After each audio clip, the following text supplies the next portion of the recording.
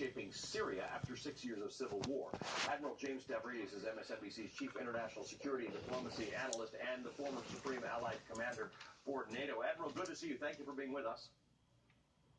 Great to be with you, Alan. If 5 years ago, if we had said that the President of the United States and the President of Turkey were getting together to talk about issues of stability in Syria, that would have made a great deal of sense. Increasingly, the world is a little unclear about the role of Turkey's President Erdogan, both in Turkey itself and with Turkey's stability and in terms of regional stability. You know, that's absolutely right, Ali, and we ought to be very concerned about that. You know, we tend to think of Turkey as this kind of bridge between East and West, and it plays a bit of that role in the NATO alliance, of which, of course, it's an early member. But Turkey is a power center unto itself. It has echoes of an Ottoman Empire rattling around in it, and it is drifting away from the West, from NATO, and from the United States. We will be in great peril if we cannot pull Turkey back toward us. So part of the job that the president has right now, knowing full well that Bashar Assad of Syria met in Sochi with Putin and that Syria exists, or the Syrian administration, the Assad administration, exists today because of the sponsorship of Russia. There are now two other players in the region that are important. Iran, which is an unabashed supporter of Bashar al-Assad, and then Turkey, which is not. So in what way can Turkey be effective in trying to fix the situation in Syria?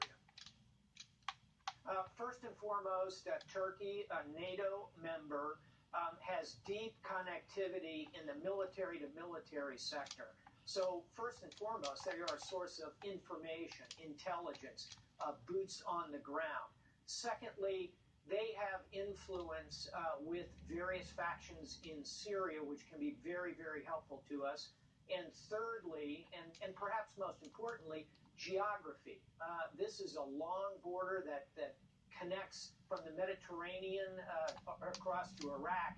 When you put all that together, Ali, we ought to be focusing a great deal more of our strategic attention on Turkey and how it can work with us across the spectrum of those activities. Now, there are reports that Turkey and the United States are not going to provide arms to the Syrian Kurdish militia anymore. It's a little hard to understand where the Kurds fall into this because there are different Kurdish groups, but one of the most effective forces in fighting both ISIS and the regime have been the Syrian Kurdish militia. What's the impact of that? It would be a mistake for the United States to simply walk away from the entire spectrum of Kurdish activities. And that really runs the gamut from legitimate, near state quality governance that's occurring